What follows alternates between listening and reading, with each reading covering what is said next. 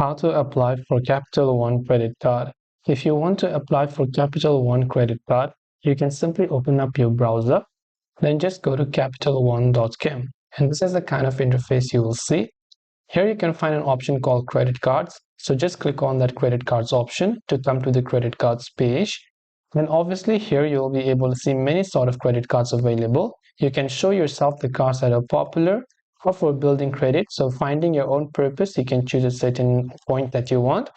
And here you can see all the details and which is the most popular. The fair one is this Platinum Mastercard. Then you have got the venture one, which is Venture Rewards, and you have got the Quicksilver Rewards. Depending upon which one you want to apply for, on the bottom you can just click on the Apply Now button. And as you've done that, it will take you to fill out a certain form, and make sure that you have got Capital One bank account, by the way, and enter all of your legal information here. Are you a US citizen? Yes. Do you have a citizenship? No.